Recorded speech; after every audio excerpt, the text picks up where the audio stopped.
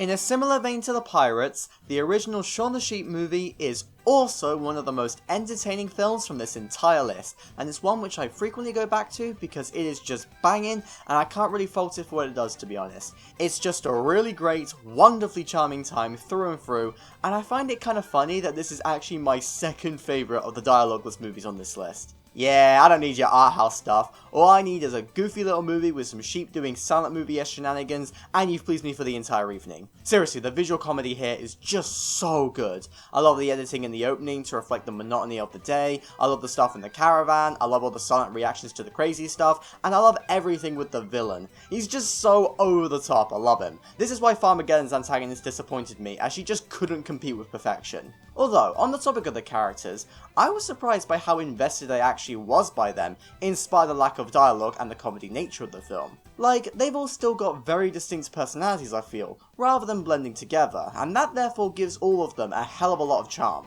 Like, I can easily identify the foodie, the dumb one, the gay ones, motherfucking Timmy, and, of course, Shaun himself. And because of that, I can pick up on all their unique quirks and the jokes which come from them. It just helps to give this film more layers than you would expect. I also like how, unlike Farmageddon, there's a much larger cast here, which thus provides this film with a wider variety of different jokes, instead of mostly relying on a single character dynamic. It just makes this film more interesting and varied as a result. Also, this film has a lot more Timmy scenes, so that automatically makes it better. Timmy is our lord and saviour. Hashtag make Timmy the movie. In saying all of that though, the wider cast of characters thankfully don't take time away from the essential moments with the iconic duo of Shaun and Bitzer, as we do still get plenty of them, such as with the scenes in the pound with the Hannibal Lecter cat.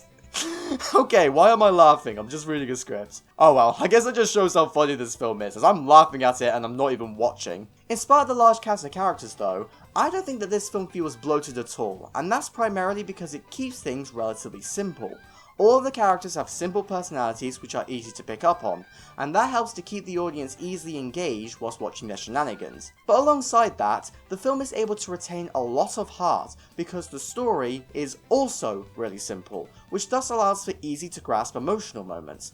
The simple goal of all the characters here boils down to nothing more than bring the amnesiac farmer turned X-Man hairdresser home. But it's executed really well because there's just so many sweet moments with them, particularly by the second half. These characters, despite not saying anything, clearly showed affection to each other, and that was what was so sweet. Oh, and I absolutely loved that bit where they did the bar cappella remix of Summer With You to cheer up Timmy. That was wholesome as hell. I honestly just find it amazing how much I actually cared about what was going on, but I think that just shows how effective this film really is in many ways. And I think the reason for why it's so effective is because it is so simple. You ever heard of the expression less is more? Well, that's this film to a T, and it just works. It has no dialogue, which just makes the jokes more visual and therefore more accessible, and the basic story with the easy to understand characters are used to accommodate this fact. Basically, what I'm trying to say is that, out of all the dialogueless movies, this was one of the ones which I liked the most because it was one of the few where the lack of dialogue never felt like a hindrance to my enjoyment, not even for a second. Most of the other films in this category had these relatively complex ideas, however I couldn't engage with the film as well because of the lack of dialogue. Even a film I liked more, such as Boy in the World, still had some moments of confusion for me, even if I didn't mind it as much there. Yet here, I wasn't questioning anything, which just allowed for me to get more immersed. Okay, granted, Robot Dreams was also quite simple to grasp, but I still preferred this movie more because it was a lot better paced, I feel. As I said before, a lot of the other dialogueless movies felt like they should have been short films instead of features, yet this feels like the perfect length and I was never bored once. I could honestly watch this movie again and again and not get tired of it. Yes, the simplicity does mean that I can't really compare it to the films ranked higher on this list, but for what it sets out to do, you can't really get much better than this. Obviously, I think that it does deserve a nomination, even if it does admittedly stick out like a sore thumb within the 2015 batch of films. Like, all of these other films are really heavy and depressing and existential and whatnot, and then there's this lighthearted fun time just crammed in. I'm gonna be honest though, I'm glad that it was here because boy I really needed it when I was watching these films. I mean, I watched it right before When Marnie was there, and yeah, I am so glad I had some kind of palate cleanser before that film, because I think I would have died without it. Either way, Shaun the Sheep is a banger movie which I honestly think everyone will love. I think the overall comedy here is a lot more accessible and more to everyone's taste due to the visual nature of it, which means that I feel like more people would like it. This is different to the other Aardman movies, which I more so love because of personal British biases. But here, things are a bit more subdued. Although, whilst I may not feel the need to get as patriotic with this film in comparison to the rest of Aardman's back catalogue, I still feel proud of my country for bringing onto the world a movie starring the legendary Timmy. And speaking of patriotism... Cheese. Oh look, it's another Aardman film. But not just any Aardman film, it's the film which garnered them this award. Wallace and Gromit, The Curse of the Were-Rabbit. And just like everything before it, I adore this movie to pieces. Now yes, just like all the other Aardman movies, this is still an incredibly simple film, without that much depth. And to be honest, I'm only really here for the charm and the jokes, which is ultimately why I think that Aardman's best film is Arthur Christmas, as it actually has a lot of compelling themes and characters alongside being funny. However, Were-Rabbit still slaps, and one of the main reasons for why it stood out to me above the other Aardman films which I just talked about, is simply because Wallace and Gromit just hits different, man. All Aardman films have a certain level of charm to them, but Wallace and Gromit's charm is just off the charts. I don't really know what it is, but something about the shenanigans of this goofy northern inventor and his dog bring me so much joy, and I have rewatched everything that they've been a part of so many times. The Wrong Trousers is one of my favourite pieces of media ever. And no, I am not exaggerating. It would go in the top 5 for this list if it were a feature film. I love it that much. And naturally, because I love the Wallace and Gromit shorts, I also love their feature film, which gave them the chance to have a much grander story with a bigger budget, while still retaining the low-key charm of the shorts. I think the reason for why the spirit and the charm of the shorts was retained here in spite of the more cinematic approach, is because, instead of overcomplicating things, this film, at its core, is still primarily focused on the dynamic and relationship between Wallace and Gromit, as well as the kooky inventions that they create and the crazy ideas that they have for said inventions and businesses. In fact, this movie feels like a perfect evolution from the previous 3 shorts, particularly A Close Shave, as the pair have now upgraded from a humble window washing business to large-scale pest control here. The epic suit up is even parallel to A Close Shave, but here, it's that bit more exciting, and, once again, large scale. But I think the main thing which helps this film to feel grander in scale than the shorts is thanks to the inclusion of a load of new side characters. Before this film, we only already had Feathers McGraw, Wendelin, and a couple of robots here and there. But now we've got a whole new love interest for Wallace in the form of Helena Bonham Carter, as well as some other kooky Maryville townspeople, which just helps the world to feel a lot more alive. And it's definitely a marked improvement to The Wrong Trousers, where it felt like Wallace and Gromit were just living in a ghost town. Plus, these side peeps also bring their own unique levels of humour to the film, as seen through people like the bloke with the pipe, the guy with a hunch, the legendary vicar, and the policeman, voiced by Peter Kay. Garlic bread! Yes, Peter Kay is in this movie, and as you can probably guess, he does in fact have the best joke in the film. This was arson. Arson? Aye, someone arsing around. I love this joke so much. Honestly, I kind of wish Peter Kay was in this movie a little bit more, but whatever, he's always a win. And a little birdie tells me that we may be seeing more of him later. Also, I just realised that Americans probably don't even know who Peter Kay is. I don't care, their loss. And alongside all these more comedic characters, we also had the first human villain from this franchise, in the form of Lord Victor Quatermain, who I absolutely love. He is just hilarious, plain and simple, and Ray Fiennes is stellar as usual. But he does still pose a legitimate threat by the end of the film, which thus keeps the stakes high. Whilst he may be the least scary Wallace and Gromit villain, yes, I found the cooker on the moon to be scarier, he is equally the most entertaining, and I think that really is just the main thing which I need to highlight in regards to this movie. It is just such a fun watch with too many hysterical moments to count. The British wit is strong with this one, and, as I alluded to before, some of these characters are absolutely legendary. Obviously Peter Kay is iconic, but for me, the funniest character in the movie was the Vicar, and that was 50% because he was in the movie more than Peter Kay, which thus led to more joke opportunities for him, and 50% because of the Nun Wrestling magazine. I have no words, this is just the most perfect screenshot I have ever seen from a movie. And alongside the main jokes, the plot as a whole is just a ton of fun. There's too many wacky moments within this movie for me to go over, but I want to at least specifically highlight the Lust Law scene, because the crews definitely stole from this movie. Although, whilst this film is very comedic in tone and can probably be classed as a horror parody, this film does still know when to be tense at points, and there is a good mystery in the first half before it's revealed that Wallace is in fact the were-rabbit. Once again, I think the charm of this film really helps it out, as its more comedic take on the werewolf subgenre feels more genuine rather than cynical parody nonsense. But I do admittedly have one criticism about this werewolf parody movie which is set in Northern England. Where were the American Werewolf in London references? Like, come on, that film was begging to be referenced here, because the wolf in that movie was literally in around the same area of the country. Like, why wasn't it here? Why isn't the slaughtered lamb in the background or something? This just feels like a very obvious joke which they didn't take, and I'm annoyed at that fact. But whatever, I can't get too mad, as all the great stuff that is here eventually leads to the absolutely top tier climax. To be honest, this banger ending is a major reason for why I place this film above The Pirates and Shaun the Sheep, as it is just amazing. It's exciting, but well paced, and it's full of banger joke after banger joke, and that dogfight scene honestly left me absolutely crying with laughter. It's all just so good. So yeah, I once again have the ranking for this film slightly inflated as a result of my British patriotism. But I genuinely don't care, as this movie gave me one of the biggest, stupidest grins from this entire marathon, and I can watch it again tomorrow and be happy. Whilst this isn't quite my favourite film from the 2005 batch, I am more than happy that I won the Oscar, as Aardman always deserves the awards. So overall, Curse of the Were-Rabbit is hilarious but still engaging at many points, and it has incredible stop motion animation and so much charm. And, most importantly, it retains everything that made the original Wallace and Gromit short so good. Which is very surprising when you learn how much Jeffrey Katzenberg wanted to Americanize this film. I mean, for goodness sake, he even wanted to replace Peter Sallis to get someone more famous to play Wallace. And all I have to say in response to that is, I just want to talk to him. Why do you have a shotgun? I just want to talk to him. Thankfully, Katzenberg didn't have his way, and this film was able to remain authentically British. Fuck you, Jeffrey Katzenberg, and fuck Americanization. That's what I say. And why are you collecting teeth? Moving on from something very British, we have something very French. And, surprisingly enough, it's a wholesome French movie? I forgot that they existed. I'm so used to the French being perpetually depressed and the movies reflecting that fact. Seriously, so many of the French movies I've seen have either been bleak and miserable, or they've had depressing as hell endings. I mean, Betty Blue, for instance, was really funny and sexy.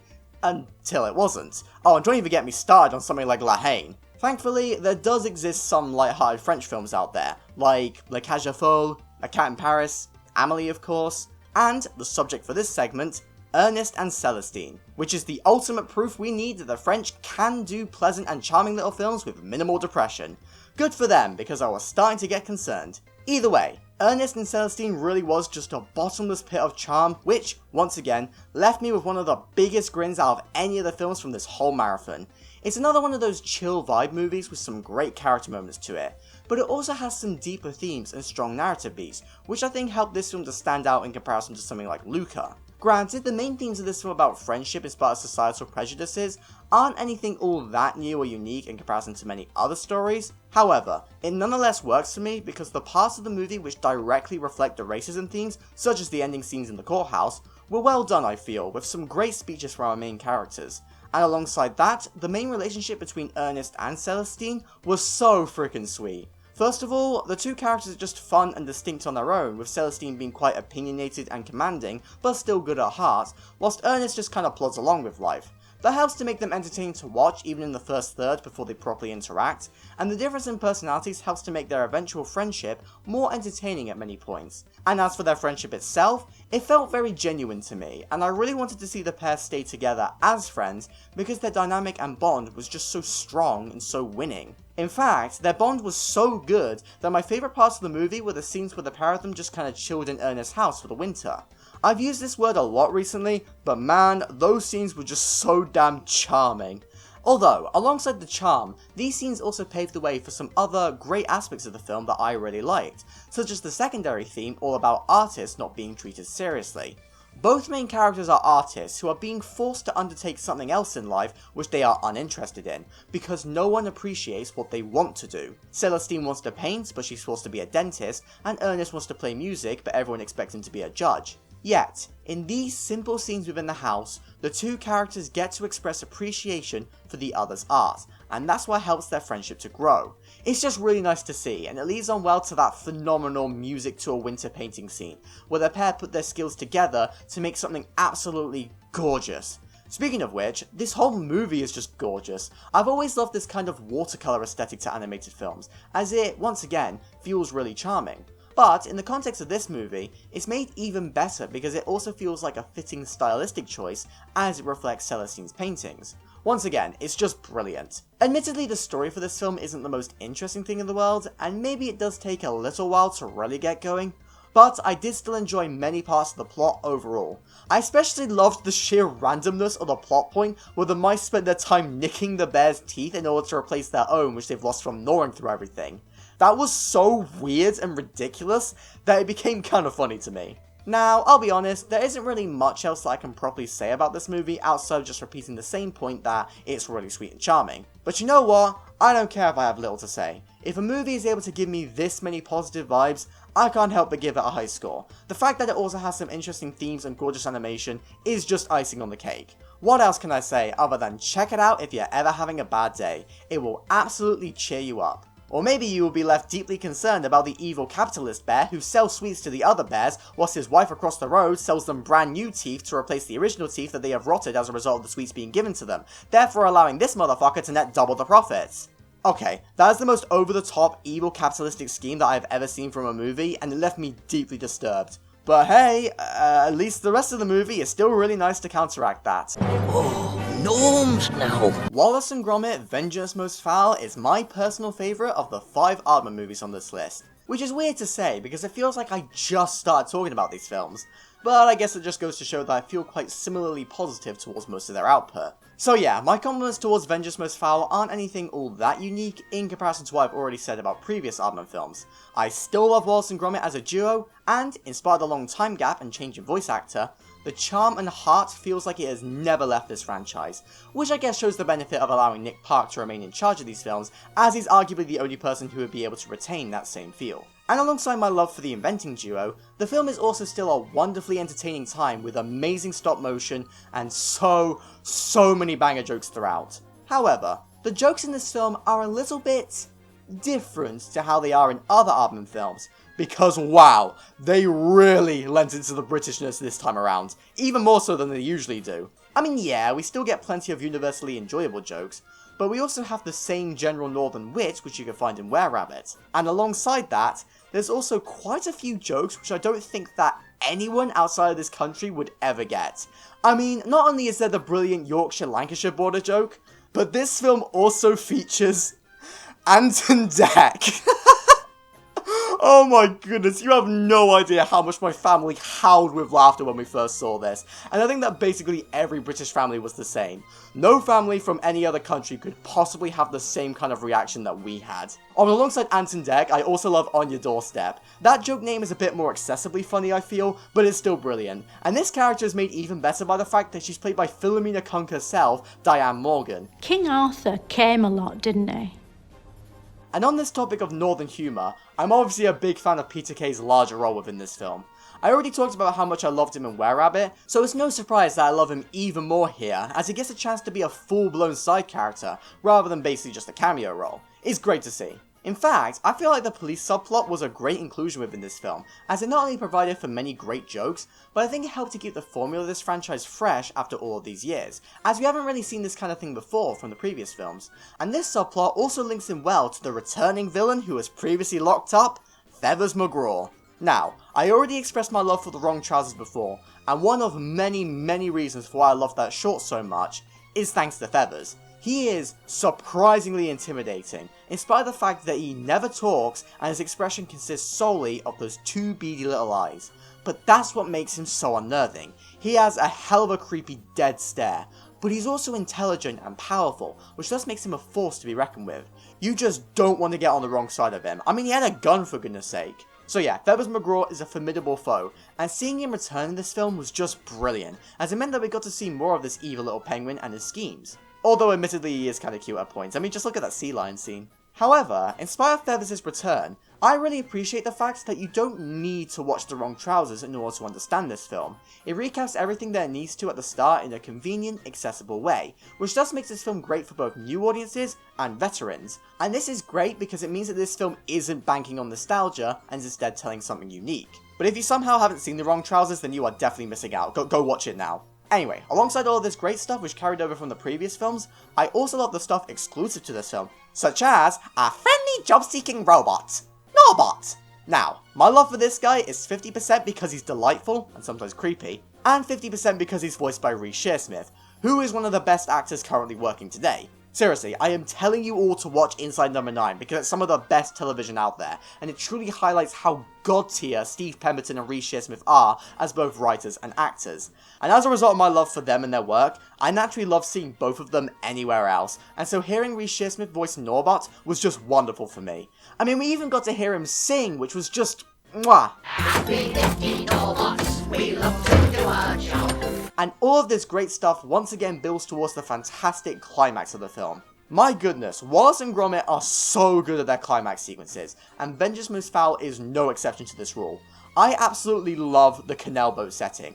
It's very unique, very funny, and very British, yet still exciting by the end. Yet, I actually think that the main reason for why I love this climax is because of how it highlights Wallace and Gromit's strong bond. Now yes, I will admit that Wallace is a bit of a dumb arsehole to Gromit in this film, but to be fair, he has always been like that. However, I like how this ending shows that he does still have a good heart to him, as clearly he does deeply care for Gromit, as shown through his explicit concern for his well-being. I thought that was just really lovely to see, and it ended the film on a really nice note. So overall, I love pretty much everything about Vengeance Most Foul, and I feel just as positive towards it as I did towards Curse of the Were-Rabbit. But there are two main reasons for why I ended up ranking this film ever so slightly higher than the other Alvin films. First of all, I think it's more thematically interesting, particularly regarding the role of Norbert. You see, Norbert's role is to make everything neat and tidy, but in doing so, he takes away the humanity and the effort which goes into certain things, such as Gromit's garden. Now, considering the fact that it is a robot who's doing all of this, I think it's fair to call this a very clear dig at AI-generated content, and how it takes away the humanity to try to make something perfect, which does feel soulless. And these parallels definitely feel stronger when you remember that this film is a stop-motion movie, which is by far the most human form of animation, which cannot be replicated by a machine. This criticism definitely feels intentional here, and it just works within the context of the film's presentation.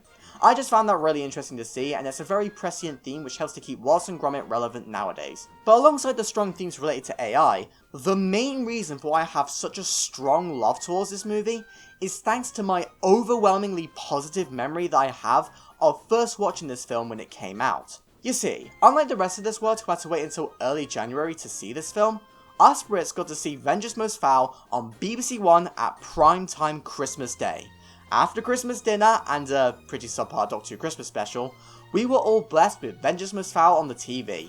And, because a beloved franchise was being shown at Christmas time, it was not only a family event, but instead, a national event. Yeah, I'm not kidding. You non-Brits have no idea how big a deal this film was for us. And honestly, it was just incredible to see the country brought together by a piece of media which we all had so much fun with. And the fact that it was followed up with the Gavin and Stacey finale, which is also a national event for us, was even better. This is how it must feel to be Justin Bieber. Oh, and side note, the Gavin and Stacey finale was also awesome. What can I say? I love this show. Uncle Bryn's my soulmate. And don't you dare get put off watching it just because James Corden's in it, as he's actually really good here. So yeah, Christmas Day TV in the UK last year was an event, and it was honestly just so nice to be a part of an event related to good media. This double bill was like Barbenheimer for Brits, and I couldn't be happier about it. It was just so much fun, and it's one of my all-time favourite TV memories. I know it may not sound that amazing on the outside, but my goodness, you just had to be there. The reactions that came out of Ant and Dec, the Farmers cameo, and Dave Coaches cannot be replicated. So yeah, I do have a bit of personal bias towards this movie, but I really don't care. I will cherish this memory of watching it for years to come. And before you ask, yes, I did actually rewatch this film after Christmas, and I still loved it just as much, so that proves to me that it wasn't just the experience of that first viewing which made me love it so much. Vengeance Most Foul is still a banger film on its own merits. Of course, I was more than happy with its Oscar nomination. I know many people will say that Look Back deserved a nomination, but honestly, I was more than happy for my boys to get it instead. It means that they are now 6-time Academy Award nominees and 3-time winners. Absolute legends. Also, can I just say that the 2024 batch is easily my favourite batch of nominees for this whole category. Every film here is a banger, and there is so much variety present. I mean, if it took until the second half of this ranking for me to talk about just one of these films, then you know that this is definitely the best batch. So yeah, that's probably why there were snubs this year. The competition was just way too strong. Anyway, now that I've been given this opportunity to be patriotic and express my love for the 2024 UK Christmas TV lineup, let's get back to talking about bloody Americas once again. We're in the race. You know, I was going to give Cars the award for being the single most overhated movie from this entire list, but I actually don't think that that statement is true anymore. Yes, it's definitely not loved as much as other 2000s Pixar movies, which I think is a crime, but at the same time, I feel like more people my age are coming around to express how much they actually love it. In fact, here's something interesting. Cars is actually the Pixar film with the 3rd highest number of fans on Letterboxd. Despite having a significantly lower rating than Ratatouille and WALL-E above it, there are still more people who would put Cars in their personal top 4 over The Incredibles, Coco, the Toy Story movies, and Finding Nemo. And I think that just speaks volumes for how much people really do love this movie, in spite of what the general consensus may appear to be. And honestly, I think that this love is well deserved. In my opinion, Cars is on par with the rest of the 2000s Pixar movies, even if it is still admittedly the weakest for me. And I really wish that people would stop slagging it off, all because they're too busy wondering how car sex works. I mean, yeah, I'm not going to deny that the world building isn't at least a little bit whack here. Like seriously, why do they have tongues? However, come on, that can't be the sole basis for criticism, especially when there's still so much good stuff around that, such as a really tight and compelling main plot, all about slowing down and appreciating the little things in life. This is an undoubtedly simple message, yet it's executed really, really well within this movie, largely as a result of Lightning McQueen's brilliant character arc. He starts off the movie as an egotistical hotshot who seems unable to slow down for a second, before growing into a much nicer figure over the course of the movie, as he learns to truly appreciate what's right in front of him. Oh, and side note, whilst you can definitely criticize the car world building present here, I would personally argue that having Lightning be a sentient race car is a fun yet still thematically interesting way to emphasize the messages of this film, all about the fast lane. Race cars are meant to go fast, so seeing one take things slower is more memorable and interesting. Yes, I suppose this story could still work with a race car driver, but to be honest, I'd argue that making the film about the car itself is a lot more fun and memorable. Anyway, back to Lightning's character arc. I think that there's so many great little moments throughout the film which highlight his growth.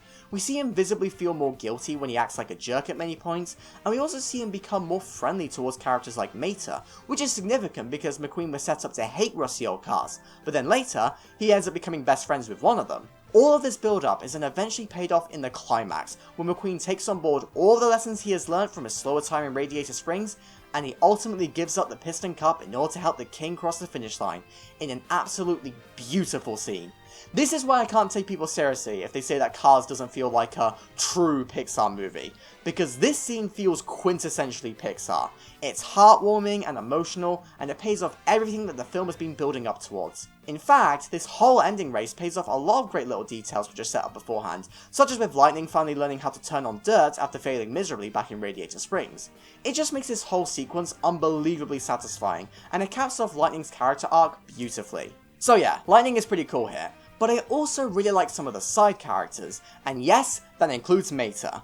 I honestly don't hate Mater, although I equally wouldn't say that I love him either, but that's purely because I'm a racist towards hillbillies. However, despite that, he does still have some funny jokes here and there, and he is crucial for Lightning's character arc. Oh, and the my best friend moment is so freaking sweet. Although, in spite of the fact that Mater is the comic relief sidekick, he is actually nowhere close to being the funniest character in this movie, as so many of the other characters are even funnier to me. I love how gay Filmer and Sarge are for each other, and Guido is the GOAT. The pit stop scene is just peak cinema, what can I say? Oh, and Chick Hicks is also a brilliant, hilarious antagonist. However, the real star of the show for me was Doc Hudson, who is my personal favourite character from this entire franchise. Now, I've always loved old mentor characters in films, so naturally Doc is a character who appeals to me on that basis alone. But I also love him because he really is the heart of this film in many ways. I think one reason for why is thanks to the fact that he's played by the late great Paul Newman, who, alongside being an incredible classic actor and a gorgeous man, was actually a former motor racer. This therefore allowed him to give a really genuine performance. Because he had professional experience with motor racing, he was able to really drive the emotions of various scenes through his performance, such as with the moment where he revealed why he was forced to stop racing.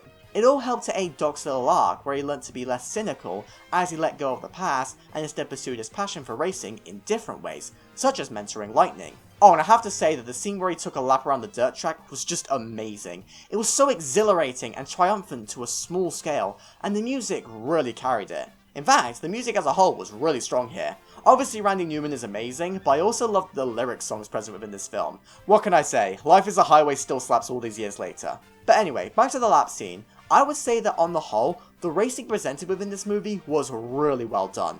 I'm admittedly not much of a sports guy, so I don't really watch things like NASCAR or Formula 1 or anything like that, because it doesn't really interest me that much. However, in spite of that fact, the racing scenes within this movie were consistently very exciting for me, especially in the opening. It was fast-paced, well-shot, and tense when it needed to be, and these racing scenes also allowed the animation for this film to truly shine. There's so many car models in the background, which is impressive in of itself, and the lighting is really strong on the whole, and it helps to make everything here look so silky smooth. I honestly don't know if this is a controversial opinion or not, but I honestly think that Cars may be the first Pixar movie to truly hold up visually. The Incredibles, which came out before it, definitely does still look great even today, but there are admittedly some small things which make you remember that it came out in 2004.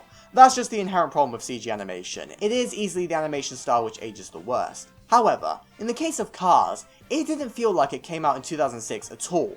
It could honestly be released today and would still sufficiently hold up, and I think the main reason for why is because there are no humans here, just cars. Humans always look the worst in CG, but this film doesn't have to worry about that fact and can instead focus all of its attention on silky smooth cars and stunning backgrounds. And on the topic of visuals, I just have to say that I love the vibe of this movie.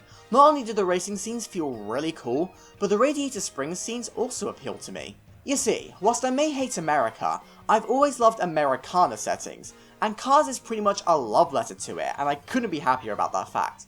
It makes this film a great one for me to just vibe with. Although, on the subject of Radiator Springs, I know a lot of people find the scenes there to be really boring. Now, I can definitely see why, as it is really slow paced, and hell, as a kid I used to not like this movie for that exact reason. However, nowadays I honestly don't mind, as I think that the slow pace really adds to the main message of the film, all about slowing down, because it allows the audience to take their time with this story, just like how Lightning needs to learn to take his time through life. Although I will still admit that this film didn't need to be nearly 2 hours long. You could have shaved off 10 minutes and still have been fine, but that's really my only major criticism with this film.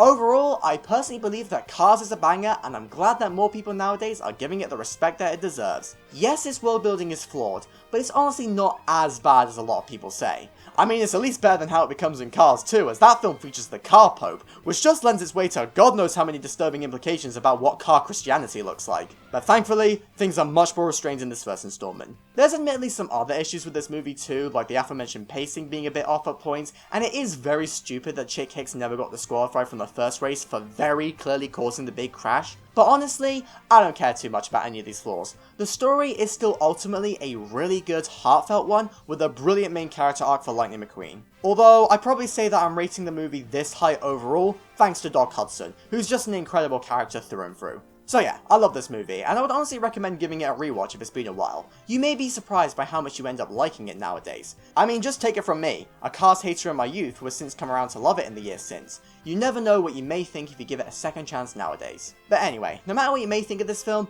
can we at least agree that it deserved to win over Happy Feet? Oh, and side note, the Academy definitely should have nominated Paprika as well. I admittedly haven't seen it yet, but I felt like I ought to mention its snub at some point as I forgot to bring it up before. I will get around to watching Satoshi Kon one day. I promise. But in the meantime, I'm going to keep talking about the movies which I have seen. Hey kids, who's ready to draw? Me! Okay then, draw. The Western genre is one of my favourite film genres alongside sci-fi, adventure and comedy. I've talked about this opinion many times before on this channel, but in short, I just find Westerns to be so freaking cool. They are some of the most well-shot, gripping, consistently awesome movies I have ever seen. Well, at least the spaghetti westerns are. I admittedly haven't seen many American-made westerns, although I am getting a bit more into John Ford stuff now because wow, those movies look awesome. But either way, it's the spaghetti westerns which I'm really into, particularly the works of Sergio Leone. I mean, I personally consider The Good, the Bad and the Ugly to be one of the best movies ever made, so yeah, I kinda like westerns. And naturally, because of my love for the genre, one of the films which I was most looking forward to checking out for this marathon was Rango. And did it live up to my hype? Yes. Absolutely. Although it did take a little bit to get to that point. Yeah, the first half wasn't entirely doing it for me here, and this was mostly because the jokes were really hit and miss for me. But once the plot got going, this movie became absolutely stellar and was exactly what I wanted from an homage to the classic westerns. And yes, I said homage. One thing which I love about this movie right off the bat is the fact that this isn't a western parody. It is instead a genuine western movie, which just so happens to be more comedic in tone. It's kinda like Shaun of the Dead in a way. Or Kung Fu Panda if you want something more relevant to this list. Whilst there are plenty of jokes and goofy moments present here, as can be expected from Gore Verbinski, the Pirates of the Caribbean director, the film nonetheless tries very hard to replicate the feel of classic westerns. The cinematography is very striking, the scenery feels important to the movie in a way, the angles are quintessentially western with a great usage of close-up shots, the pace is quite slow yet immersive, and the music absolutely fucking slaps. Yeah, sure, nothing can quite be an Ennio Morricone western score, but you can't exactly go wrong with Hans Zimmer now, can you? Seriously, I have been listening to the music from this film on repeat. It is so good. But going back to the visuals for a sec, I feel like this film has one of the most unique animation styles out of this whole list. It's very gritty and kinda ugly in a way, but that's why I like it. It fits the grittiness of the Wild West and lends itself really well to the realistic scenery and almost avant-garde like direction. Once again, it's just really cool. I think this movie once again proves that Gore Verbinski is just a master director.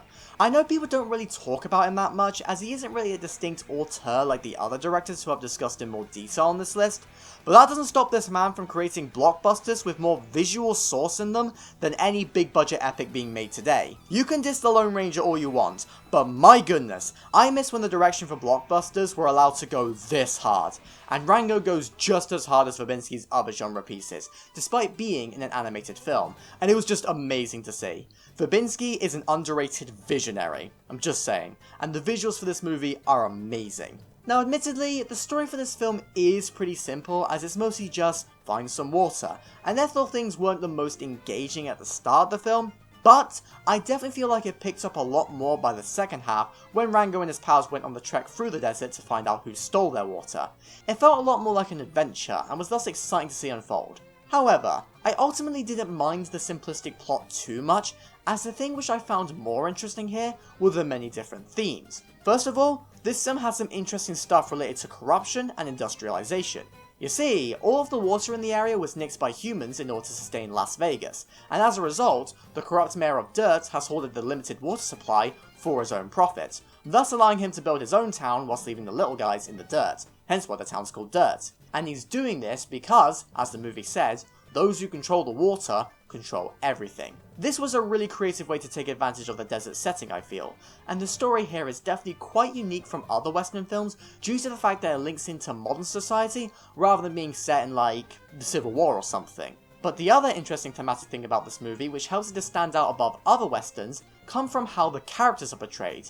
You see, Rango himself isn't exactly your typical hero. In fact, he ain't a hero at all. He's just some house pet who ended up in dirt by chance and pretended to be a great hero by spinning a tale all about how he defeated 5 bad guys with 1 bullet. And uh-oh, I guess this is a lie reveal storyline. But it's actually a good one here, to be fair. Not only is there no boring ass argument scene after Rango is exposed, but the lie itself fits within the lawless nature of westerns. I didn't mention it earlier, but the themes of lawlessness are a major reason for why I love westerns so much. I find it to be a very fascinating idea which helps to make the characters more interesting, and I think that this movie reflected that similar theme well thanks to its lying protagonist. However, despite starting out kinda pathetic, Rango definitely grows into a badass by the end of the film, but even before then, he is still consistently pretty fun. Now, I mentioned this point when talking about Corpse Bride, but I actually really like Johnny Depp as an actor, and Rango is no exception. It just sounds like he's having an absolute blast with this role, and he's clearly putting so much energy into his performance. It's really great to hear, as it adds a lot to this film, and it also feels nothing like any other Johnny Depp role, which is always a good thing for me, and is arguably what Depp is best at. And alongside Rango, there's some other solid side characters like Beans and Spoons and the Alfred Molina character, as well as some great villains like the Mayor and the Ray Winstone character. But let's be honest here, all of the villains in this movie absolutely pale in comparison to motherfucking Rattlesnake Jake, one of the coolest and most intimidating villains that I have ever seen from any animated movie. First of all, he's built up impeccably, with many of the characters talking about how fearsome he is. This means that when he eventually rocks up in the final act, you are immediately hooked by his presence. And boy oh boy does he leave a major impression when you actually get to see him. Unlike High Noon, where all of the similar build up to the main villain felt kinda disappointing when you realise he's literally just a dude. Yeah, I'm sorry, I wasn't the biggest fan of High Noon. Rattlesnake Jake actually earns his build up, because he is so fucking awesome. As soon as you see him, you're just left thinking, well, everyone's screwed, as his character design perfectly exudes those feelings. I mean, he's a snake with a hat who has a freaking Gatling gun for his rattle. That is just amazing. He's probably got the hardest character design I've ever seen. And then he starts speaking and he remains just as foreboding. His demeanor is so slimy and evil, and he's played to perfection by Bill Nighy, so you remain hooked by every second he's on screen. Rattlesnake Jake may not be in this movie very much, but in spite of that fact, he left a massive impression, and is easily one of my favourite animated villains of all time. I love him. So yeah, this movie is so damn good. As I said before, I do think that the first half can be a little bit hit and miss with its comedic moments. However, I equally think that any flaws which I may have had with this movie got completely negated by the second half, which was consistently phenomenal, even outside of the Rattlesnake Jake stuff. I mean, for starters, there was that wagon chase scene, which was just so well directed and exciting that it kinda made Puss in Boots' similar scene look not as good by comparison. I mean, to be fair, the direction and main action was strong in both scenes, but did Puss in Boots have a banjo remix of Ride of the Valkyries? I don't think so. Look, I'm just saying that whoever's idea it was to use this song within this scene deserves a medal. It works perfectly, and the remix sounds phenomenal. It might just be the best usage of this song since, like, Apocalypse Now. I'm not even kidding. Like, I love you Blues Brothers, but I think Rango may have topped you in this regard. And that's not the only super memorable sequence within the second half, as there's also the Spirit of the West scene, which just gave me life, because oh my god, that's Clint Eastwood. I mean, technically it's not, as he's credited as the Spirit of the West, but it's very clearly still implied to be him, especially with lines like, "They used to call you the man with no name." God, I love this movie. But even when putting aside my Dollars Trilogy fanboyness, this is just an incredibly well presented scene which reflects the main theme of the film so well. That theme being, decide your own story, lead your own life, follow your own path.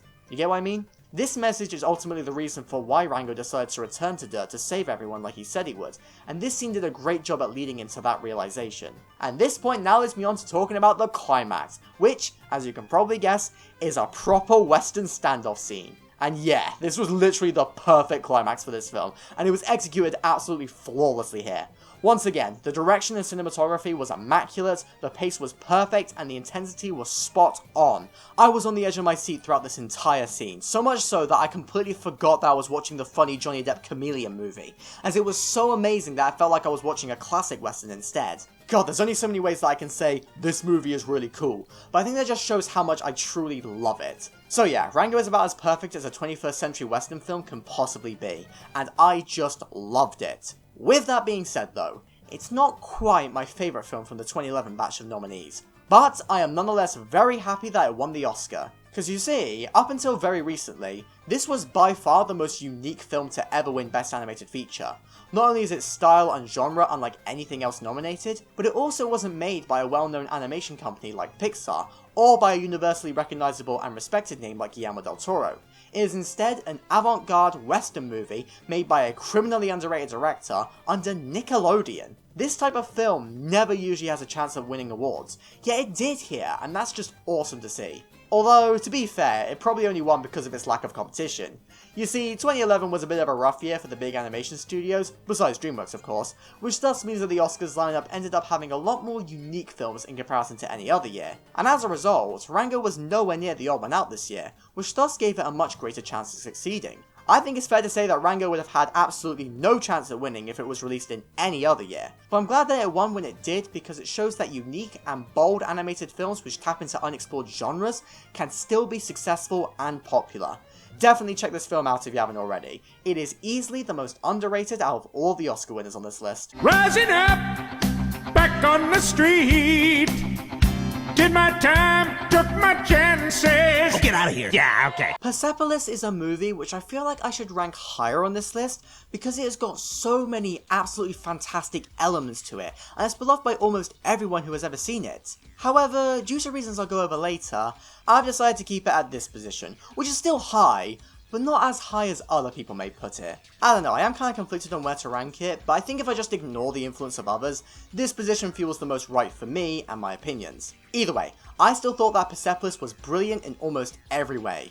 But man, it has got to be one of the bleakest films from this entire list. Why? Well, in order to explain my thoughts on this movie, I feel like it's important to give some historical context. You see, this film is set during and after the Iranian Revolution of the 70s. Raise your hand if you know next to nothing about the Iranian Revolution. Great, me neither. Yeah, I admit that in hindsight, I probably should have done a bit of basic research on the topic before I watched this film, as without this knowledge, I was definitely a bit lost at points. But to make sure that you lot aren't as lost as I was, the short rundown is that the revolution basically led to the old royal dynasty in Iran to be overthrown and replaced by the current Islamic Republic that's in the country today.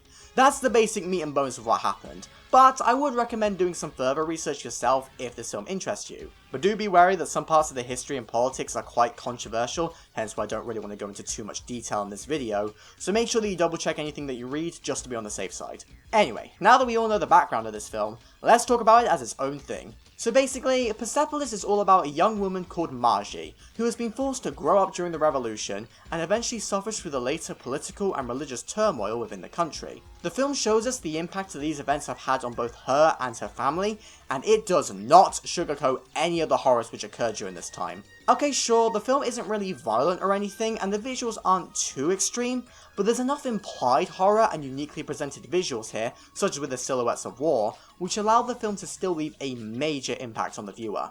However, the interesting thing about this film is the fact that it isn't really about the large-scale horror of this period, and is instead more so focused on the long-term impacts that political violence can have on one person, particularly a child. You see, Margie develops quite an aggressive personality over the course of this film, as a result of her early exposure to politics and violent uprisings. I mean, for goodness sake, she tries to attack the son of a communist with nails, in spite of the fact that the kid did nothing wrong. This then later leads into her adult life, where she has become a lot less tolerant of many people, relatable, and can often find herself lashing out. It was honestly really fascinating to see how the circumstances of Margie's surroundings caused her personality to shift over the course of her life.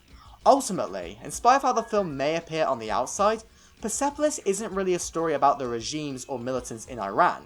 Rather, it is a story about the feeling of entrapment that one may feel within a particular environment. You see, Margie starts out the movie being somewhat trapped in Iran after the revolution, although she doesn't immediately realise that fact as a result of her young age. She's losing people close to her, and a lot of pop culture which she was a fan of has started to become banned. She can't enjoy punk music, Bruce Lee, or Michael Jackson anymore as a result of the new rules put in place. And eventually, as a result of the dangers in the country, Margie's parents send her to Vienna, which should, in theory, be a much better place for her. Yet, she nonetheless feels trapped once again. She finds it hard to connect with people, and she can't really stay in one place for too long as a result of her aforementioned aggressive personality. Yes, she does make some connections within this time, but these often don't turn out so great. I mean, her boyfriend cheated on her after all. All of this causes Margie to feel trapped inside this foreign country, which is why she eventually makes a decision to return to Iran, in spite of everything else going on. But once again, she feels trapped, yet this time, it's in her own country. Not only does she struggle to readjust because she's been gone away for so long, but she's also returned to the time in the country's history where there were more restrictions than ever, especially for women. I mean, for goodness sake, she got questioned by the police for holding a boy's hand in the car. What?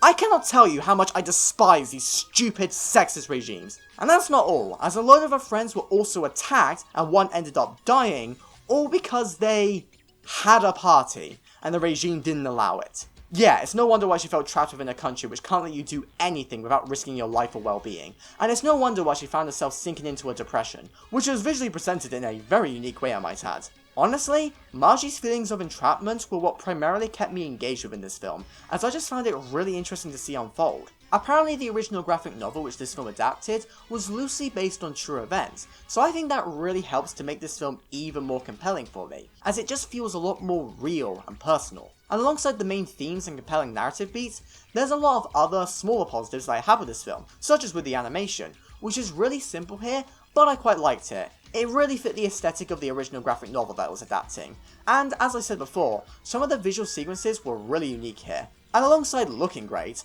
I was also pleasantly surprised by how legitimately funny this film was.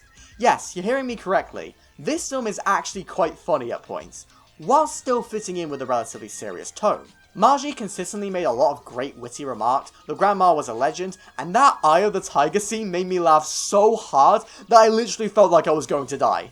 Okay, I should probably give some context for that statement. You see, I had a bit of a cold whilst watching this film, which meant that any large amounts of laughter would cause me to start violently coughing.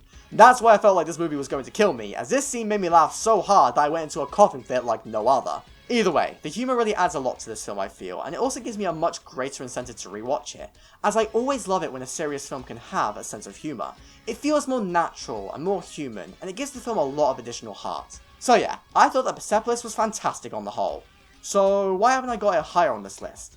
Well, the thing is, I consistently found myself unable to truly feel the emotion that I was supposed to at many points.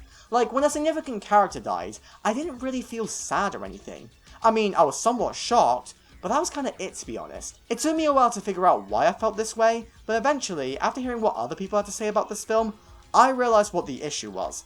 The film was just too short. You see, a lot happens within this film over the course of years, yet it is all crammed down into 95 minutes. Now, normally I love a short and sweet movie, but in the case of Persepolis, I feel like its meaty substance clashed with its short length, which thus meant that a lot of the scenes felt somewhat sped through. Therefore, I didn't fully register what was going on, and thus I didn't feel the emotion that I was supposed to. To me, this desperately feels like a film which needed to be 20 minutes longer in order to fully stretch its legs and emotionally invest me, because as it stands, it felt like too much was crammed into the short runtime, and that's why I didn't love this movie more. Oh well, most other people didn't seem to have this issue, to be fair, so I can totally understand why they were rated that bit higher as a result. But for me, however, the films which I have ranked above Persepolis just hit me that little bit harder. Plus, they're also more rewatchable due to being less bleak. But overall, Persepolis is still a very good movie. Definitely not for everyone, but it's worth your time nonetheless, especially if you want to see animation being used to tell something a lot more adult. I mean, for goodness sake, the characters are constantly saying in French, so the animation is just for kids argument once again proves itself to be complete bollocks. Either way, Persepolis definitely deserved its nomination, and I honestly wouldn't have been opposed to it winning. But the actual winner is still something truly special to me. But we'll talk about that one much later. You say that I'm evil, you're the one hitting me! Paranorman is a film which I don't think gets nearly enough respect, and that's entirely because it is stuck living in the shadow of Coraline. Now, to be fair, I can understand why this has happened, as both films are stop-motion Leica movies, which came out only 3 years apart from one another, and both delve into darker subject matter and are almost like family-friendly horror movies in a way. However, I really feel like Paranorman is distinct enough from Coraline to the point that it deserves to be talked about as its own thing. Not only is it tonally distinct due to being more explicitly comedic than Coraline, but its narrative is also wildly different. You see, Paranorman is a lot like Nemo in many ways. Both stories are about a kid with special abilities who have been ostracized as a result of that fact. The stories have common themes of prejudice and mob mentality, and both show the damage that can be caused when someone is mistreated so much to the point that they begin to act out. Yet, whilst Nemo was seen as being a monster for being a shapeshifter, Norman is seen by everyone as a freak because he spends his time roleplaying the best M. Night Shyamalan movie. I see dead people. So yeah, Norman can see ghosts. But of course, everyone just thinks he's weird as a result, and so he gets picked on a lot. Yeah, you can definitely see why I said that this film is similar to Nemo, as the themes are pretty closely linked. However, there are two main factors present within this film specifically, which help it to stand out for me, and these are actually the reasons for why I found myself preferring this film to Nemo. First of all, the idea that Norman can see ghosts is just a really cool concept, and is a lot more creative than having Norman be just some mildly weird kid. But the main reason for why this specific plotline works for me is because of the underlying theme which permeates throughout the entire film, all about how fear can increase violence and mistreatment. When the town is being terrorized by the witch and the zombies emerge, the people are very quick to point the blame at Norman, seeing as, you know, he's the kid who speaks to the dead. There is even a full-fledged mob which emerges to gang up on a child because they are afraid of who he is. His abilities are almost like witchcraft to them, and that therefore made Norman the ideal scapegoat in order to explain all the evil stuff that was happening. Everyone was just scared and looking for someone to blame and eventually defeat. In fact, when you really think about it, a lot of prejudice stems from fear, and I think that this film did a great job at highlighting that fact. It's taken a tried and true plot beat and has expanded it into something which I found a lot more interesting overall. However, the real reason for why this underlying theme ultimately works so well isn't actually because of Norman, but instead because of the villain. You see, the perceived main villain of this movie is the witch and her curse. She is the looming threat in the sky and is the one directly responsible for bringing the dead back to life. Yet, the big twist of the movie reveals that the witch was actually just a young girl called Agatha, who is implied to have had the same abilities as Norman. But, due to being around in the 18th century, she was executed by the Pilgrims for witchcraft. Let me repeat that. This child was executed because the Pilgrims feared the potential threat she posed. You know, I never would have expected a family movie like this to comment on the evils of the Salem witch trials, but here we are. However, I think this movie handled this surprisingly dark subject matter very well, by emphasizing the fear which is at the forefront of these trials, and by also highlighting how these mindless accusations can still occur within our modern world, as shown through the fact that the modern day townspeople were ganging up on Norman as well. And this idea has definitely held up over the years thanks to the increased depravity of social media. But all of these brilliant themes lead in well to an amazing ending. Not only is it really intense during the confrontation, but it's also really heartwarming by the end as the conflict ends up being resolved through kindness rather than violence. Norman is arguably the only person currently alive who truly gets Agatha, and that is what leads to him showing her compassion for the first time in centuries, which is what ultimately allows her to break the spell and truly move on. It's a really beautiful moment. Oh, and side note, I love the subtle fact that Agatha and Norman are actually distantly related. You see, Agatha's last name is Prendergast, and the last name of Norman's uncle is also Prendergast, thus implying that they're related. It's a subtle detail, but I like how this film hides this clear connection in plain sight, as it means that the audience can pick up on this fact for themselves. I know I certainly felt really proud of myself when I first put the pieces together as a kid. Anywho, another thing that this climax does really well is highlighting the fact that two wrongs don't make a right. Whilst I am obviously sympathetic towards Agatha's struggles, I equally think that it was wrong of her to damn the Pilgrims to this never-ending hell of undying, as it is arguably just as bad as what they did to her. The film portrays both parties as flawed in some ways, but sympathetic in others. What the Pilgrims did was unforgivable, but we nonetheless understand why they were afraid. What Agatha did in response was just as bad, but we nonetheless understand why she became so vengeful. I just think that the way this film altered to portray its message was brilliant, and I definitely think that this is a film which more people nowadays ought to check out, as this movie has, sadly, aged really well in the 13 years since its release. We are in the age of internet witch trials after all. Now, whilst there are many people out there who will sing the praises for this movie's ending, rightfully so, I still feel like the general consensus that a lot of people have towards this movie is that it only gets really good by its final act, when all these themes take the centre stage, yet the rest of the film can feel quite standard and uninteresting as a result. Now, I can definitely understand why someone may think that, as the first half is definitely a lot simpler and more comedic. But for me, I was honestly loving this movie even before all of its deeper aspects, as I just found it to be a really bloody entertaining ride. I think that this is a hilarious movie which features just the right level of absurdism for me, and I always forget how much this movie does actually make me laugh out loud. I think it's the character interactions which mainly work so well for me here. These characters do not fit together whatsoever, but that's what makes their dynamic so funny. Pairing two outcasts with two dimwits of differing appearances and then throwing this diva into the mix just makes for such a wild and humorous group. And that, coupled with the different action scenes like the stuff in the van, makes this film such a blast to watch. And as for the characters specifically, Mitch was definitely my favourite. I mean, first of all, he's played by Casey Affleck, which is pretty novel to see. However, instead of wearing jackets and being depressed, this Affleck character is wearing tank tops and seems pretty happy. He's a goofy himbo, and I love him. Also, he's gay, which thus brings up the pneumonia comparisons once again. Wait a minute, hold the phone. This movie showed the horrors of the Puritans' witch trials, and it features an openly gay character? My goodness, this movie's just one massive fuck you to religious fundamentalists, isn't it? You know what? I respect that. And alongside these great characters, I also thoroughly enjoyed all of the zombie shenanigans here. Now, it could have been very easy for this film to just do a load of zombie cliches, but instead it did something a bit more creative by making it so the zombies or the pilgrims are actually afraid of our modern sinful culture. It's not only quite interesting and unique to see here, but it also does a great job of highlighting that it's not actually the zombies who are causing all of the damage in the town. Instead, the violence only comes from the townspeople terrorizing them, which is important because it paves the way for this line. What do you think you're doing firing at civilians? That is for the police to do! This movie is something else. And speaking of creativity, all of the ghost stuff in the first half was also quite unique, I feel. I know I made a Sixth Sense joke earlier in the video, but honestly, I wasn't actually thinking about that film at all as I was watching this, which is a very good thing, as it could have been so easy for this film to just copy the same ideas present there.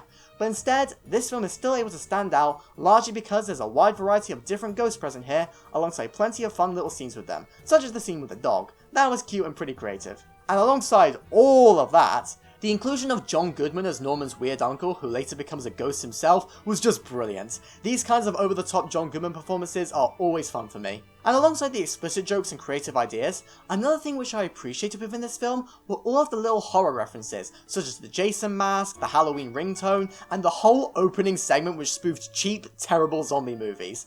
As a film nerd, I found the opening B-movie horror scene amazing, honestly. This film may not go as hard on the horror homages as Frankenweenie, but what it does have is still entertaining nonetheless. Now yes, I will admit that this film does still have some problems with it, such as Norman's dad, who gives me major butt clock vibes. Like seriously, he's just an unlikable arsehole throughout this whole movie. Also, this film does unfortunately still fall into some cliches here and there, such as with the main character splitting up before reconciling later plot beats. Because this film was so creative and subversive for most of its runtime, this moment really stood out to me a lot more and kinda threw me off. However, in spite of these minor flaws, Paranorman was still able to tick all of the right boxes for me. It's incredibly entertaining to the point that I will happily rewatch it most years around Halloween time. And alongside that, it's got a really compelling story with a lot of really mature themes and ideas which have stuck with me throughout the years. It may appear on the surface to be this goofy zombie comedy, but deep down, it's got a lot more to say. Oh yeah, and it should probably go without saying by now, but the stop motion animation from Laika is top tier. And thanks to the top tier animation, as well as the direct ties to real world history like the Salem witch trials, I ultimately found myself preferring this film to the very similar Nimona. Both films are still great, but something about Paranorman just appealed to me, and I therefore found myself connecting with the overall package a lot more here. So yeah, I highly recommend checking out Paranorman. Shaun of the Dead is still the better zombie comedy though, and it's not even close. I've mentioned this before in other videos, but I love Christmas movies. I know many people may find them corny or schmaltzy or dumb or something, and well, yeah, they kinda are, but I honestly don't care. I love them. They're a special kind of comfort film for me, which help me to feel good at the end of every year. I mean, not only are After Christmas and It's a Wonderful Life some of my favourite films of all time, but there are countless Christmas movies which I love and revisit every year. Although, I will fully admit that part of the reason for why I feel this way towards many of these films is because of nostalgia. I mean, as an example, The Polar Express was one of my favourite childhood movies, so I'm naturally drawn to rewatch it every Christmas Eve for the nostalgic kick that it brings. However, because I'm so familiar with my nostalgic favourite Christmas films, I'm always on the lookout for new movies which I can add to my yearly rewatch list. However, in spite of my searches, I would say that there's only really 2 recent films which have truly stood out to me and become new Christmas favourites. The Holdovers is obviously one of them, but the other recent Christmas film which I love is Klaus. Now, I first saw this film years ago, probably during the pandemic, and I really liked it back then, but I admittedly had some issues with it here and there. Yet, on every rewatch, the film just gets better and better for me, to the point that, when I got around to seeing it again for this ranking, I found myself unapologetically loving it. Now, to be fair, the issues with this film have persisted, and I will go over them a little bit later, but honestly, I've just stopped caring about these issues now for the most part, and as a result, I love the rest of this film even more. And with that being said, let's now talk about why this film is so good and a modern Christmas classic. Well, I think the first thing to say here is that I'm just a sucker for nice, wholesome messages within my Christmas movies, and Klaus has that in spades, particularly thanks to its main idea that one true act of goodwill always sparks another. It's a great quote on its own, but it works so well within the context of this film, as we get to see the impact of this message unfold on our screen. You see, Smearensburg is initially presented as the biggest shithole possible, so much so that it makes the Midlands look good. Yet, thanks to Klaus's kindness, things begin to improve. His kindness gets the kids to behave, which in turn leads to them being kinder to the other kids, and as a result, the adults also begin to act kinder towards one another. It's a steady progression of improvement caused by genuine kindness for one another, and that helps to improve everything for the town. Everyone is happier, and the pointless feud is eventually put aside by the film's end, as previous rivals begin to genuinely care for one another. This is just a beautiful idea, and it truly captures the spirit of Christmas, which, underneath all of the capitalistic elements of the holiday nowadays, is supposed to be about goodwill towards one another. The point of Christmas presents isn't how much money you can give to shops, or how lavish the gifts are. It's about the kindness which went into someone putting in the effort to get you a gift. As they always say, it's the thought that counts. And that's what this film shows. The goodwill to all which should be present at Christmas and all year round. It's just beautiful to see unfold. But alongside having messages which fit the vibe of Christmas, Klaus is also great at telling a story based around the myths and tales of Christmas. Specifically, the Santa Claus story. Now, there have been many different depictions of Santa Claus throughout cinema history, with the best one easily being Grand Santa, no questions asked. But this film does something unique with its portrayal of the jolly home invader, and instead gives us a more logical, real-world explanation for all of his magical attributes. He has a bunch of toys because he's a woodsman. Instead of going down the chimney himself, he gets a skinny postman to do it, and he doesn't actually have magical reindeer. In reality, it was just an accident which a kid misinterpreted into being something more magical, and this point does a great job at showing how, a lot of the time, the story is stronger than the person. Klaus's generous ideology is admirable, and that's the most important thing to remember about him. Even when he's passed on, he's never truly gone, so long as his legacy is maintained through continuous goodwill to all. And all this together makes this film's depiction of Santa Claus simultaneously genius and beautiful as well. I mean, that ending where Klaus passes away, yet Jesper sees his spirit every Christmas Eve, oh my goodness, that was just beautiful, with a capital B. So yeah, this film is masterful when it comes to being a Christmas film, because it reflects the core messages and vibes of the holiday perfectly. But there's many other great parts of the movie as well, which are separate from the main Christmas stuff. For starters, I love all the characters here. They have a lot to them and are very entertaining to watch. I especially loved our main duo of Klaus and Jesper. Klaus had a compelling, tragic backstory, and Jesper started the movie out as a bit of a dick. But after they work together and appreciate the joy that they bring to others, they are able to properly grow past these flaws, and they just do a great job at embodying the positive Christmas spirit. They're just brilliant to watch together, and what's even better is that they are played by two of my favourite actors, J.K. Simmons and Jason Schwartzman. So yeah, it's a joy to listen to them speak. The side characters in this movie are also great. There's many fun faces within the town, Alva's a great secondary figure, and Margoo is just adorable. I particularly love the fact that her dialogue was left untranslated. It helped to make her and the other Sami feel more authentic within the film's world, and it also showed that language barriers can't hold back generosity, as Margoo still gets a gift and celebrates it in what is once again a beautiful scene. And alongside the main characters, I also found the antagonists interesting, because of what they had to say about tradition, and how it leads to people blindly following what was said in the past, thus limiting progress. The film shows that the townspeople can only improve if they ignore tradition, which therefore allows them to move past their stupid feud. So yeah, all of this is great. But I still think that the liar reveal plotline could have been done much better. It's a cliche, and it's kind of annoying to be honest. Now to be fair, it's not awful, but it is still easily the worst bit of the movie. Now granted, I don't mind the argument scene itself, as it's not too drawn out, and I think that it does push Jesper in the right direction to improve as a character. However, my big issue with it comes when Jesper returns, and everyone's just grumping at him. Like, come on, this is just dumb at this point. There's way bigger issues to deal with in this moment. Just put aside your animosity for one goddamn second and accept the fact that Jesper's grown, rather than just moaning about the past. So yeah, this stuff used to be the main reason for why I didn't rank the film much higher. However, over the years, the good stuff within this movie just became impossible for me to ignore, and so it more than overshadowed this one bad thing. Therefore, the overall package is still fantastic for me on the whole. So yeah, I adore Klaus. It just has everything that I love about Christmas movies, while still bringing its own unique and creative ideas to the table to help it stand out. It's a beautiful movie, both thematically and visually. Seriously, I love the art style of this film, and it's one which I will happily return to every December. It's the best film of the 2019 batch by far, and it should have won the Oscar. You've known her for one night? Sex? Thank you, Martin. Plus the morning. Sex. Anomalisa is probably the most divisive film from this entire list. Whilst there are many people out there who would call this film a masterpiece and one of the best from this whole ranking, there are equally just as many people who really hate this film for various reasons, which just seems to be the common takeaway for every other Charlie Kaufman movie. And before you ask, no, I'm not going to do a deep dive into Charlie Kaufman as a creative, because I genuinely don't know how to. That's probably a topic for a whole nother day after I've seen more of his work. But either way, I can definitely class Anomalisa as one of those films which very clearly just isn't for everyone, as evident from the many mixed reactions. But what do I think of it?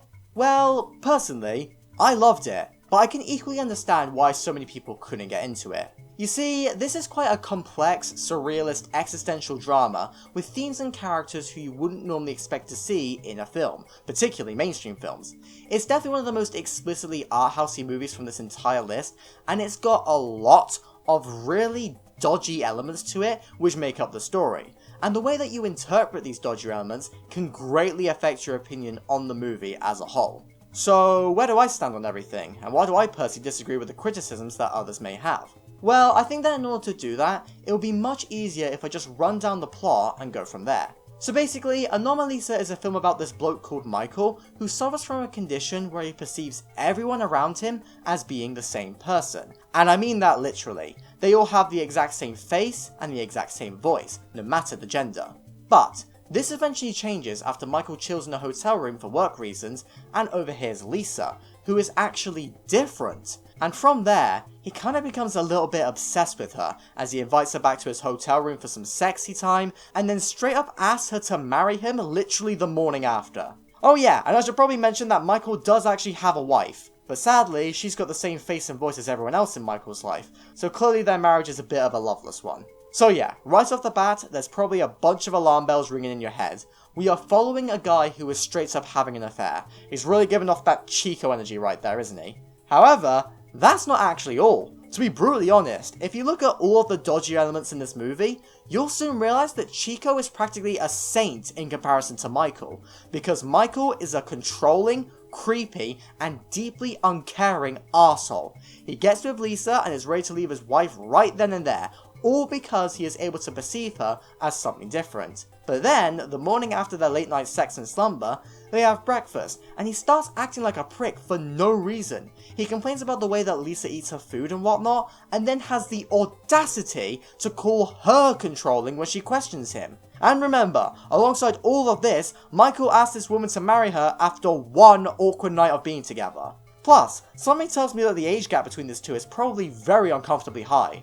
I mean, Lisa looks quite young, whilst Michael looks straight up middle-aged. So yeah, from what I can tell, it seems that the reason for why a lot of people don't like this film is because we're basically just watching a creepy man lech over this one young woman for 90 minutes, whilst he simultaneously ignores his wife and plays the victim the whole time, all because of his condition. Therefore, I can totally understand why people may not like watching this film as a result.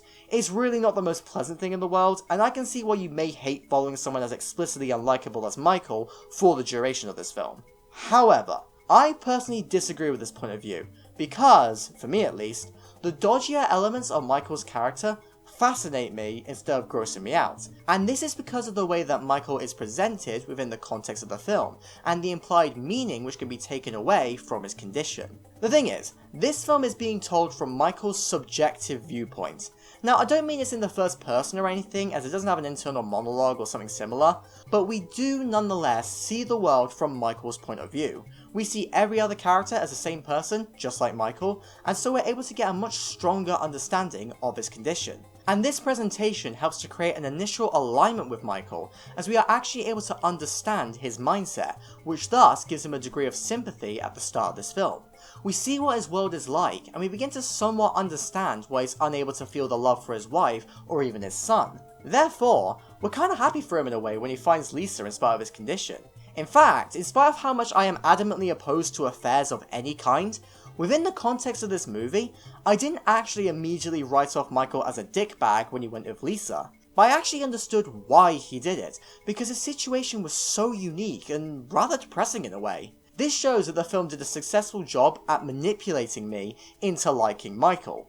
Until its final act, where you realise that Michael isn't actually someone who you should be sympathising with, in spite of how upsetting his world is. And the reason for why my opinions changed was because of the way that Michael's condition correlated with his increasingly controlling behaviour. After he started to act like a dick towards Lisa, her face and voice began to morph into the same one as all the others. This means that because of Michael's actions, he lost the connection that he had to Lisa. And this also shows to me that it's most likely Michael's own fault for why he had to deal with this condition in the first place. He distances himself from the rest of the world as a result of his problems with making connections to others. He has no friends, his conversations with others throughout the film are awkward at best, he's always working away so he's never able to connect with his family, and he's a controlling knob to people like Lisa who he initially had a connection to. Michael's condition is merely a reflection of the fact that he's unable to make meaningful connections as a result of his own character flaws. That is something absolutely fascinating to look into, and it just made this film so interesting to think back on. I know that I certainly didn't take into account a lot of this stuff right away, but I love thinking back on the deeper meanings of this film more and more as time moved on. And honestly, the criticisms towards this movie actually helped me to appreciate it more. I just thought that it was interesting to see an inherently flawed man have his flaws exposed to him in a subtle, slightly surrealist way, which thus changes your alignment towards said man over the course of the runtime. Although, whilst all of these deeper readings are great, the main reason for why this film didn't leave a bad taste in my mouth in the same vein as Chico and Rita is because the film makes it clear that you aren't supposed to sympathise with Michael by the end, in spite of the early manipulation. And this is because Michael doesn't get what he wants in the end. He ruins his chances with Lisa and then returns home to his loveless marriage.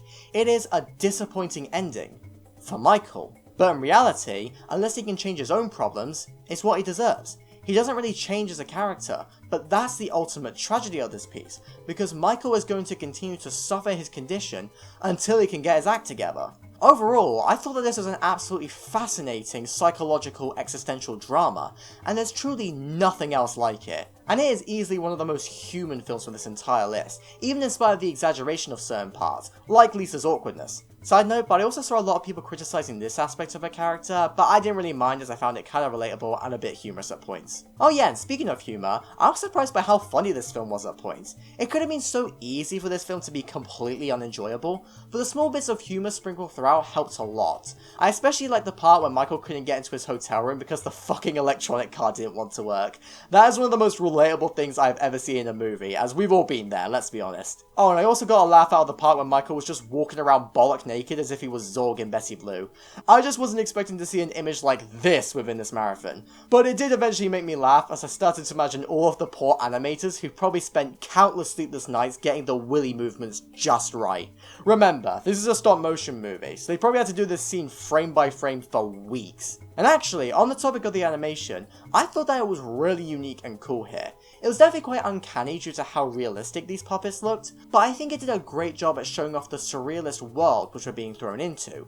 It was made to look human enough because it's a semi-realistic and very human drama, but it's animated with these puppets to make things look a little bit off, in order to reflect the inherent understated despair that Michael's probably feeling about his condition. Plus, this film is obviously something which can only be done in animation, because you wouldn't exactly be able to recreate the same face effect as effectively in live action.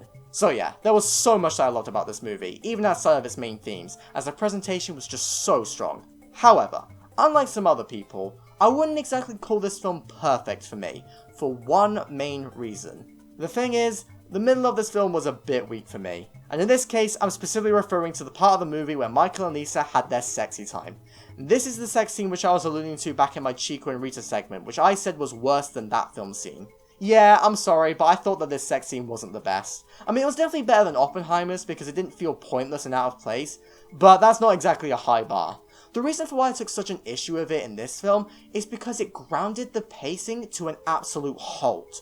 Whilst the rest of this movie was slow paced, I still remained engaged. Here though, my god, it was so boring, and the awkwardness was dialed up too much to me to the point that I desperately wanted to move on to the next scene, as it just got kinda cringy after a while. If this scene lasted half the time, then I wouldn't have taken as much issue with it, but as it stands, it was just too long.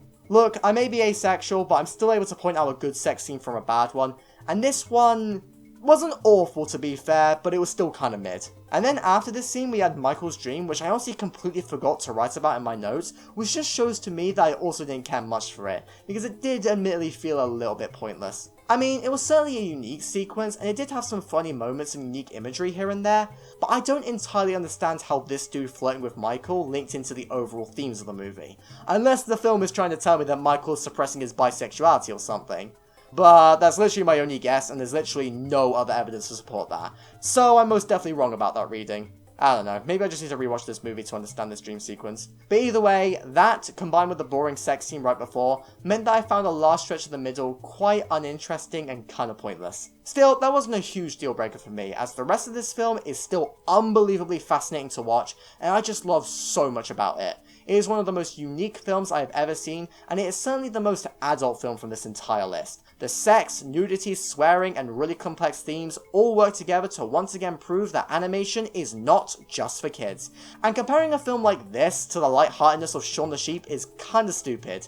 Shaun the Sheep is obviously still fantastic, but for completely different reasons. And I think that the 2015 batch, for as good as it was, highlighted how dumb this category truly is. Inside Out and Shaun the Sheep are nothing like Boy in the World and Nominee, and it's dumb of me to rank these films together as they are so different. Oh well, it is what it is. Either way, this is still a film which I would highly recommend checking out, so long as you know that you won't mind following an unlikable protagonist like Michael, and you're more open to these weirder, surrealist films. But because I can personally get behind all that stuff, I love Anomalisa. I just really hope that this isn't going to be one of those films that becomes worse for me as I get older though. Like, I'll be honest, a part of me is scared that I only enjoy this movie because I'm a pretentious 19-year-old. Oh well, I at least love the film at the moment, and that's the most important thing. And it has definitely also made me more curious about Charlie Kaufman's other work. I'll admit that I wasn't mad on Being John Malkovich, which he wrote but didn't direct, but maybe I need to give it a rewatch now that I'm a bit older. But alongside that film, I'm really curious to check out something like Synecdoche in New York someday. It just looks like a really cool movie. But until then, let's talk about some other films which couldn't be more different from Anomalisa if they tried.